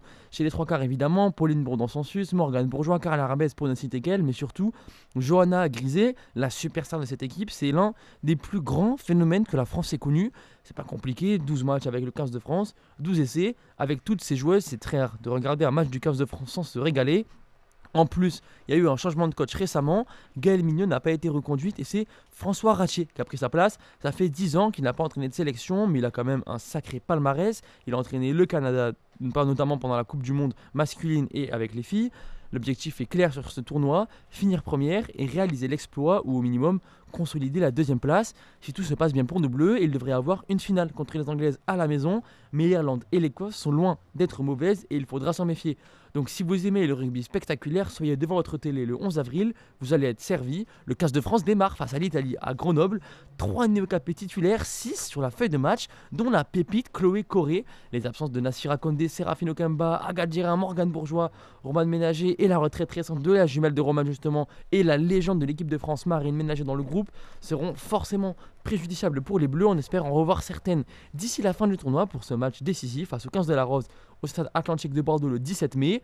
Une sorte de finale, mais avec un show bien différent de celui qui fut livré à Indianapolis, Louis.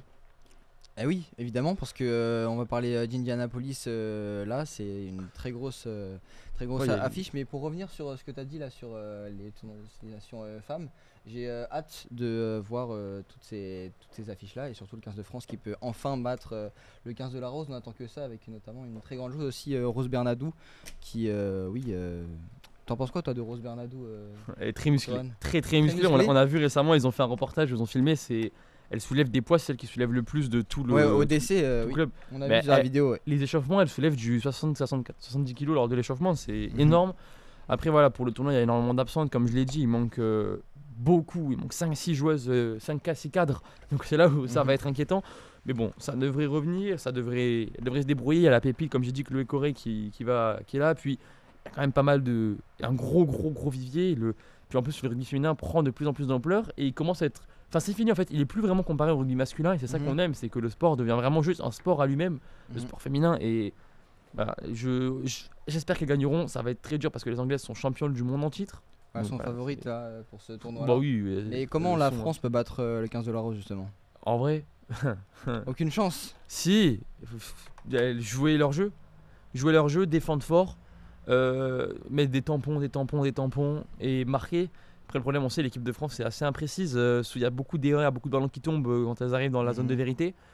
On verra bien. On verra bien ce qui va se passer. Dans tous les cas, c'est une superbe équipe, c'est des Mhm. super joueuses, que ce soit en élite 1 ou en équipe de France, pardon.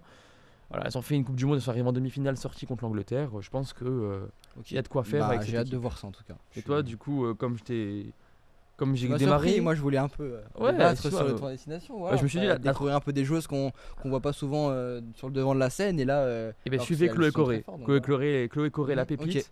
Et bon, du coup, je te relance Je suivrai. à la Relancement. finale de basket universitaire à Indianapolis.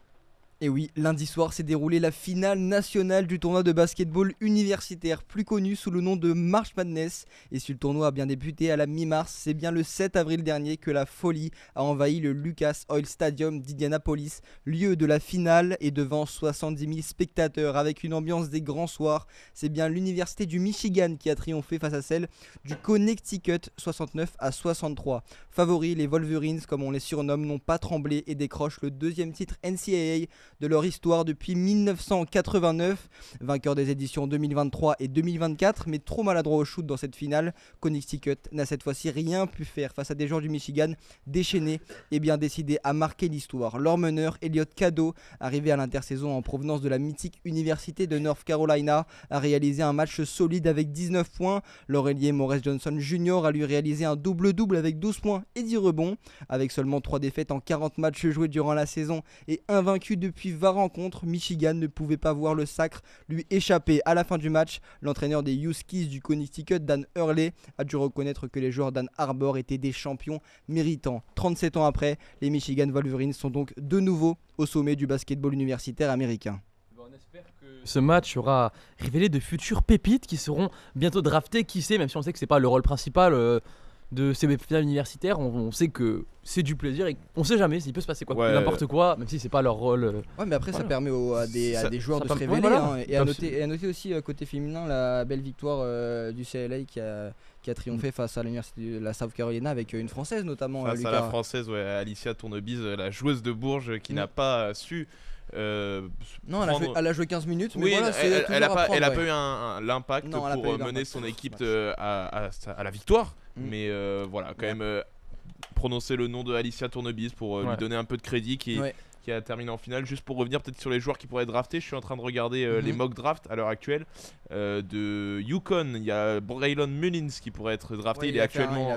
il a fait un match très moyen en finale, mais oui, il a fait une très belle saison. Il est annoncé 13ème pour l'instant dans les mock drafts. Il pourrait être à Pas mal. Golden State.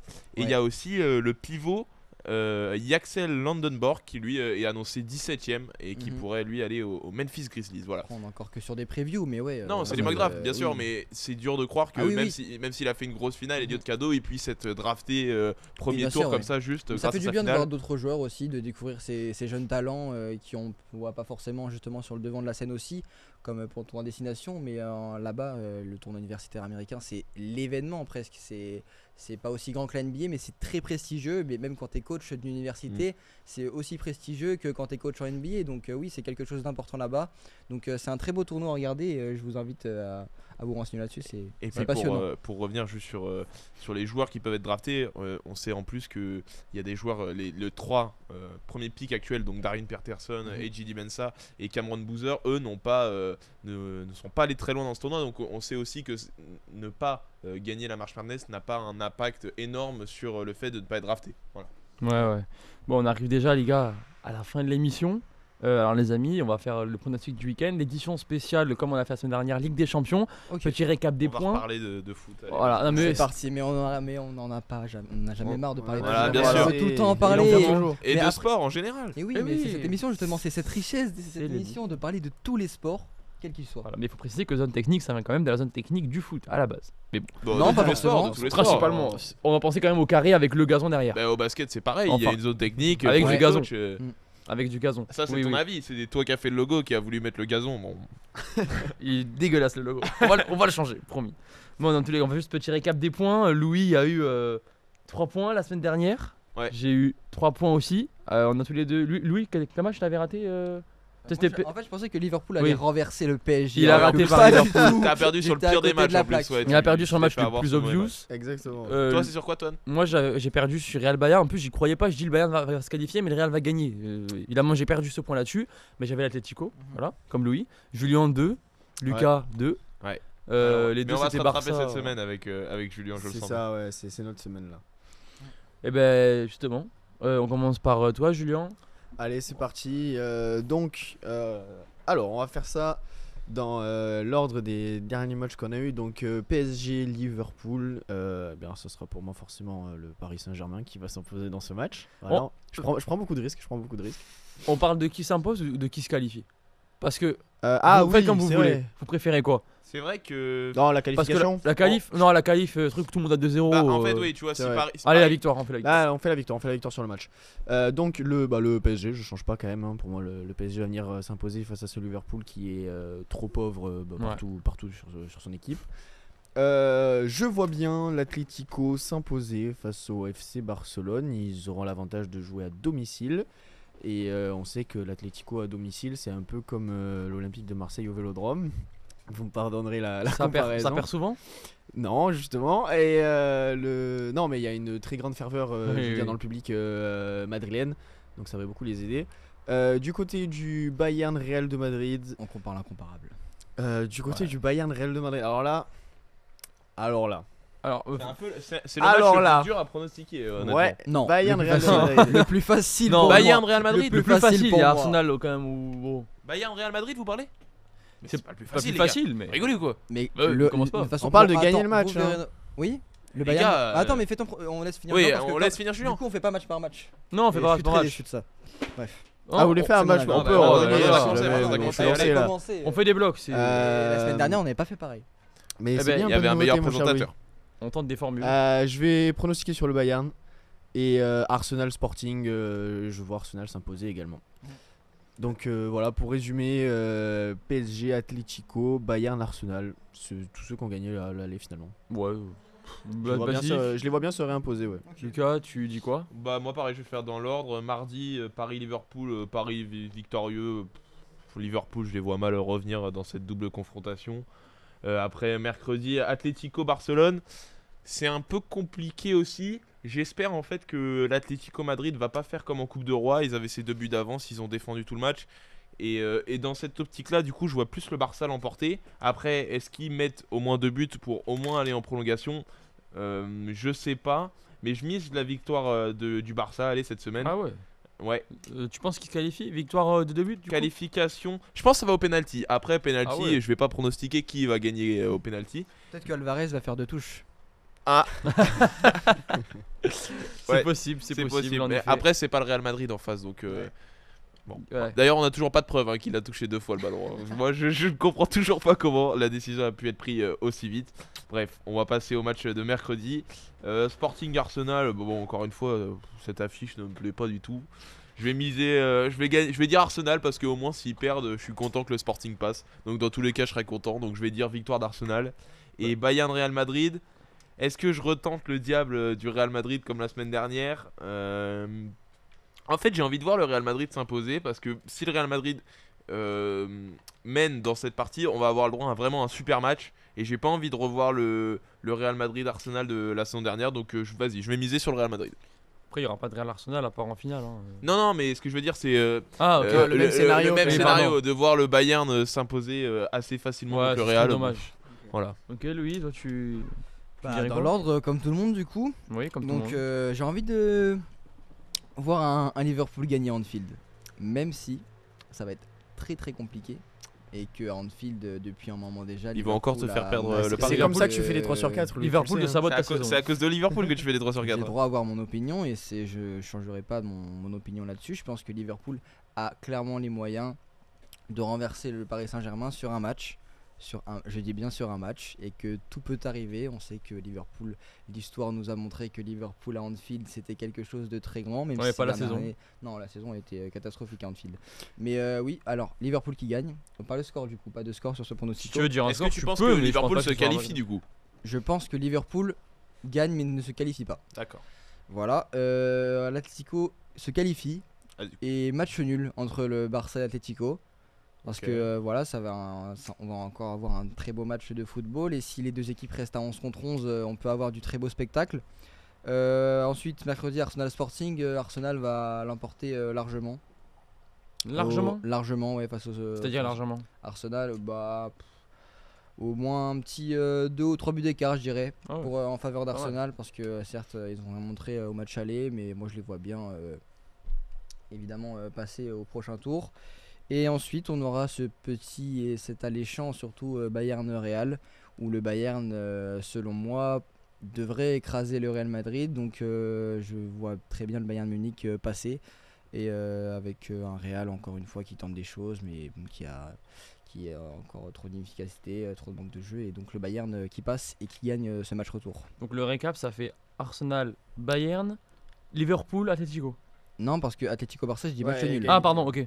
Franchement, Antoine, il faut suivre un peu. surtout Parce quand, qu'en tant que présentateur, on se doit d'être Autant sérieux pour moi. Eh jusqu'au ben- bout. Même eh si ben, c'est la je- fin, on est tous fatigués, mais on adore de parler de sport, donc On n'est pas on n'est fatigué. jamais fatigué en fait. Après, je veux pas dire, mais ceux qui sont fatigués, c'est ceux qui vont voir les matchs ensemble. Ceux qui ne sont pas là pour voir les matchs, qui font pas les réunions, tout ça, forcément, ils sont un peu moins fatigués. Mais bon, on ne vise évidemment personne. Moi, je te suis, Louis. Match nul entre Atlético et Barça. Je pense que l'Atlético va coffrer derrière et qu'il y aura un but, un petit un partout, même si ce sera pas le point de compte. On va avoir le droit, selon toi, un Atlético qui remet le bus. Alors Bah, qu'il avait laissé tomber cette année. Parce qu'il y a 2-0 et je me dis qu'ils ont pas envie contre de. le Barça en Coupe du Roi, ils avaient eu Ouais, ça. comme ils ont fait en Coupe du Roi, match retour. Mais on en avait parlé la semaine dernière, ils ont mis le bus. Et ça n'a mais- pas marché. Ah non, pas du Non. tout. Ah, ça, a Absolument failli, pas. ça a failli tourner à la Après, dérive. il n'y a pas Rafinha cette fois, donc. Oui. Oui, bah après, Ça c'est va pas. être, Enfin bref. Si. Ah, Oui, si, ah, si, c'est rien, mais- ça compte, ça Enfin compte. bref, Rafinha c'est un très mauvais En joueur. vrai, Non, Rafinha, non, il sert à rien au Barça. C'est pas le game changer, je veux dire, c'est pas lui qui va changer C'est la. un game justement, changer, c'est- c'est le c'est- game changer. c'est l'an dernier Avec- sans avec- Rafinha, ils Avec font pas la Yamal, même chose. avec Yamal, c'est les game changers de ce Barça là. Quand tu vois le Barça derrière et au milieu, c'est très faible. Même si Pedri, quand il est dans un grand soir, c'est très fort aussi. Faut que je fasse un grand Mais soir. Rafinha et Yamal, c'est ceux qui font cette équipe et qui font ce qu'elle est aujourd'hui. Donc tu peux pas dire que Rafinha n'est pas un élément essentiel de ce Ah, Barça mais là. si, c'est un élément essentiel, c'est un titulaire indiscutable avec Yamal, c'est Pour les moi, deux meilleurs l'élément joueurs. essentiel, Avec c'est Yamal, justement- Pedri, c'est les deux meilleurs joueurs, mais c'est pas parce qu'il est pas là qu'ils perdent. Ça les aide pas, mais c'est pas parce que Rafinha est pas là qu'ils perdent, c'est pas parce qu'il sera là qu'ils gagneront. Si justement, je pense que ça peut changer les choses si Rafinha jouait. Voilà. Ok. Et oui, je peux continuer tes pronostics aussi. Ouais, merci, Voilà, je parce te que donne mon avis. Tu m'as coupé. Donc match nul. Débat. Non mais t'as raison. Match nul entre Atlético et Barça. Paris-Liverpool, je vois encore Paris gagner. Comme ils ont fait contre Chelsea, ils vont dérouler, il n'y aura pas trop d'adversité. Arsenal Sporting, Arsenal remporte. Facile. Un petit 2-0. Ça compte pas dans les scores, mais voilà, victoire d'Arsenal.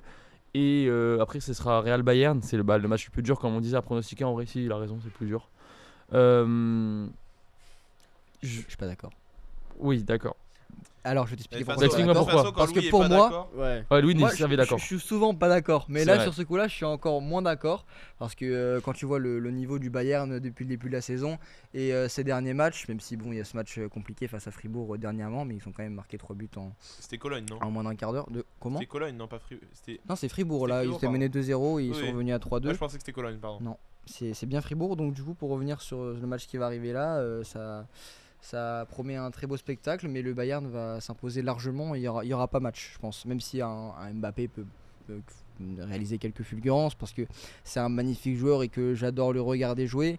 Donc je vais évidemment regarder ce match avec attention, mais je sais très bien que le Bayern va gagner largement et va confirmer qu'il est le grand favori de la compétition. Là, je te suis, c'est pas facile, comme tu dis, mais bon, je te suis. Victoire du Bayern, 2-0 au moins, 2 buts d'écart. Voilà, victoire du Bayern. Donc, récap, moi j'ai dit match nul Atlético Barça, victoire Paris, victoire Bayern et victoire Arsenal. Bon voilà, Bah, on ça valide. nous va, hein. C'est Ouais, on c'est est très bon. correct, c'est très correct. On est verra- bon, on est bon. On verra la semaine On dernière arrive- qui a fait les meilleurs La résultats. semaine prochaine Mais ou la semaine dernière? la semaine prochaine, pardon, bien sûr. Mais je pense qu'avec Julien, on est bien parti pour remonter. Ouais, je Oui, pense qu'on enfin va- bon. On va largement Parce remonter. qu'on avec fait aller-retour, c'est vrai. Voilà. Eh oui, Eh oui. Aller-retour. la confrontation, le Pour retour, l'instant, c'est Louis et moi avons une avance d'1 point. Et ce week-end, quel est l'événement donc que vous attendez le plus Julien, ce sera. Ah, t'écoutes moi, Paris-Roubaix. comment What ne surprise. pas vous dire de regarder Allez, Paris-Roubaix surprise. Voilà. Encore du cyclisme pour Bah, Julien. forcément, mais comment ne pas vous dire de regarder Paris-Roubaix? C'est la course cycliste avec le plus de divertissement. Si vous comptiez faire des paris sportifs sur Paris-Roubaix ce week-end, je vous le déconseille fortement. Parce que Tout le temps, on te conseille toujours d'ailleurs. c'est vrai, on vous le déconseille toujours, faites attention avec ça. Mais non, parce que c'est la course où il peut absolument tout se passer. On a vu des leaders comme Van Aert crever à 10 minutes de l'arrivée, à 10 km de l'arrivée, pardon, et perdre la victoire comme ça. Il se passe absolument tout sur Paris-Roubaix. C'est l'une des seules courses cyclistes où quand vous allumez la télé à 13h jusqu'à l'arrivée à 16h30, il y a du divertissement et vous vous amusez. Donc jetez-vous dimanche après-midi sur Paris-Roubaix, vous allez vous régaler. Il a dit 16h30, voilà. Bon, c'est tout. Lucas, ensuite, c'est quoi le temps d'événement du week-end? Bah moi je suivrai bien évidemment la Champions League, mais je vous invite cette semaine à vous brancher, et je vous le rappellerai certainement la semaine prochaine parce que ça se joue dans les dernières heures de ce vendredi. C'est les playoffs de Marmara Spike League en volley, le championnat de France de volley. Voilà, on a eu un premier tour assez intéressant avec des grosses surprises, dont notamment Paris qui a fini 10ème de cette saison, qui a sorti le leader tour, le champion en titre tour. Et voilà, 3-7-0, c'était une vraie victoire pour le Paris volley, et 7 qui a également été très bon. Voilà, ils vont se retrouver dans le derby face à Montpellier. Donc voilà, je vous invite à regarder ces rencontres parce que c'était vraiment très sympa le premier tour de ces playoffs. Ouais, c'est diffusé sur, ouais. LNVTV, Ouais, c'est gratuit. une chaîne mystère. Non, Une chaîne, vous tapez au hasard, vous devriez la trouver normalement sur votre non, télé. c'est comme Essayez les numéros. c'est comme Ligue 1+, c'est la Ligue nationale de volley et c'est gratuit, donc vous pouvez aller regarder les matchs D'accord. tranquillement. Bien, merci beaucoup Et on Lucas pour. Excusez-moi d'être original. Non, mais de toute façon, on regarde tous les sports On sur regarde Zone tous les Technique. sports, Et voilà. je regarderai parce que Voilà. tu m'as donné envie de regarder. Parce du Voilà. que coup. tu crois que le patinage artistique, tout le monde s'est branché la semaine dernière? Non, mais Oula, attention, dérape Non, mais- pas. Alors, Attention. c'est quand même un On sport regarde tous les olympique. sports, on a dit. Non, On mais parle regarde, de on bleu, regarde tous les- mais le volley aussi c'est un sport olympique. Oui, mais le patinage, c'est le Et sport le d'hiver volley, il y a même olympique. 2 sports olympiques, Et monsieur. Et la France est même d'ailleurs championne du monde en volley, Double. championne olympique et du Double monde. champion olympique. Voilà. Bon, le Et- champion de France qui est pas au niveau de son équipe de France. Oui, parce qu'elle n'est pas championne du monde, je me suis trompé de dire championne olympique. Par contre, le patinage, il faut respecter ce sport parce que c'est Mais le bien sport. sûr qu'il faut respecter, mais C'est alors un sport exceptionnel. Ne viens pas me dire que ouais le volley, bon allez. Mais j'ai pas dit ça Bah t'as dit ouais ça se joue sur une chaîne inconnue puisque le volley ce n'est pas Parce diffusé que- en France. Non mais parce qu'on ne ne connaît pas viens la pas me chaîne. chercher sur Alors le que le volley. volley c'est sur Beansport, hein, tu peux regarder. Mais sur bien Beansport, sûr, le bien volley, sûr. il y a une très bonne équipe. Je Nous, parle comme simplement des comme on playoffs. tourne à Montpellier et qu'on est à domicile. Montpellier, c'est une super voilà, équipe. Montpellier c'est une superbe équipe de volley. Bien sûr. Donc oui, c'est. Mais je sais très bien, Montpellier Ok. est une superbe équipe. D'accord. Simplement, la la chaîne n'est pas instinctive. Et Louis, c'est quoi ton événement du week-end? Moi, c'est comme on aime le foot ici, bah, on va rester sur du foot et sur de la première ligue notamment avec un alléchant Liverpool, non pas Liverpool, Chelsea Manchester City dimanche à 17h30. Donc j'ai hâte de voir ce match avec un City qui croit encore à ce titre, qui court après depuis un long moment déjà. Arsenal qui a quand même 9 points d'avance, mais c'est pas fini, c'est peut-être leur dernière chance encore d'aller chercher ce titre-là. Et Chelsea qui joue évidemment une place en Ligue des Rien. Champions, ils sont actuellement 6ème. Non, je pense pas qu'ils jouent rien. Ils jouent mal justement. surtout. Enfin, Bah, c'est pas qu'ils jouent mal, c'est que sujet. voilà, la première ligue c'est très relevé et qu'il faut être bon à chaque match et Chelsea ne l'est pas. Mais pour le reste, Chelsea a des choses à jouer sur ce match-là et j'ai hâte de voir l'équipe de Liam Rosseigneur poser des soucis à celle de Guardiola. Donc, et surtout voir Ryan Cherky encore nous faire briller. Oui puis c'est Ah oui. diffusé Voilà, sur c'est une sur chaîne, Canal+, dont ça personne sera ne connaît plus instinctif à apparemment trouver. Canal+. Bon. Mais qui n'est pas gratuite. Voilà, C'est une subtilité mais importante. ça sera un petit peu plus instinctif Mais à c'est trouver c'est tout peut-être de le même sur match du Canal+. titre finalement si Ouais, non. justement, ce que je disais, c'est Si que City- si si City perd, perd, c'est c'est fini. plié, c'est plié Ouais. complètement. Ouais, ce sera Arsenal City pardon, surtout le match du titre. Et moi mon événement de la semaine, pas d'originalité, Toulouse-Bordeaux évidemment, Et- demi-finale de Champions Cup. Comment ne pas parler de ce match? On a vu la déclaration du Gomola qui était super belle où il disait que lui c'était un enfant de Bordeaux, qu'il est né à Bordeaux, qu'il a grandi là-bas, que jouer à Chaban c'est particulier parce qu'il a grandi à Chaban. Enfin qui était du coup avant c'était le stade des Girondins de Bordeaux qui était Chaban-Delmas, on est d'accord. C'est quand le Oui. match t'as Oui. dit toi? C'est quand, ouais? samedi. C'est samedi, bien sûr. Pourquoi Ah, ça veut le faire alors qu'en Mais fait non, il a mais raison, les gars, c'est un spécialiste Ouais, rugby. Non, c'est juste qu'on On n'avait a pas entendu en le. fait, on regardait le planning un peu, on voyait pas du tout de rugby, c'est pour ça on était Ouais un peu non, étonnés. Et du coup, samedi. c'est un Champions match à Cup. regarder, ouais. Ah mais c'est évidemment que c'est un match à Ah, regarder. mais je sais, mais je te. Bordeaux-Toulouse. je te relance dessus. Bordeaux-Toulouse, c'est le choc de ces dernières années. L'année dernière, Ouais. c'était un match exceptionnel en Champions Cup. C'était un match énorme en top 14. Enfin, chaque match de top 14, c'est le match où chaque fois c'est du plaisir, chaque fois c'est de l'attaque-défense. Voilà, Ouais, avec de très beaux joueurs sur la pelouse, donc Ah ouais. bah oui. Ouais, mais là, franchement, avec Rayati, bon, c'est parti de la semaine. Ouais, t'en as parlé évidemment. au début de C'est l'émission. dimanche. Rectification, par c'est contre, c'est dimanche, dimanche. le match à 16h. Autant pour moi, Voilà. c'est Donc, dimanche. Et, il y a Ah la aussi- vache, Toine, c'est très décevant. et j'aimerais aussi parler de Montpellier Osprey samedi, parce qu'en tant que Montpellier. C'est quand Montpellier Samedi- Osprey parce que quand il passe de Samedi, où j'ai Montpellier, j'ai pas de c'est samedi, bêtises. par Samedi contre. au C'est bien Stadium samedi, à Montpellier. 16h. Ok. 16h ou 13h30, j'ai un doute. Mais comme ça, il me mais semble que c'est ce à qui est 16h. bien, c'est que comme ça, on pourra regarder les deux matchs en alternance. Ouais, hop. Voilà, un petit match le samedi, un petit match le dimanche. Montpellier, Ça sera à On a- 13h30 le match Voilà, de Montpellier. merci. Et Montpellier Osprey sur. Face à une très bonne sur équipe des Beansport. Connacht. Hein. Voilà. Ouais. Ah, c'est pas Osprey, c'est Connard. Autant Ah, pour c'est moi. une très bonne équipe. des On a Joachim Osprey. Connard, oui, bonne équipe. Oh, ouais, mais... très bonne équipe les Connacht. Hein. Là, de toute façon, la Ah, ils Challenge peuvent Cup, c'est faire une mal à super Montpellier, ils compétition. peuvent aller chercher, ils peuvent faire du mal à Montpellier, pas Ouais, forcément mais ils aller passeront chercher. pas. Non, ils chercheront pas une victoire, mais ils peuvent un petit peu aller déranger Ouais. cette équipe du MH. Ils vont pas la chercher. C'est impossible. Eh bien, merci beaucoup à vous trois. On clôture donc cette 5e émission sur cette belle note. C'était Zone Technique. À vendredi prochain. Ciao, ciao. Merci, au revoir.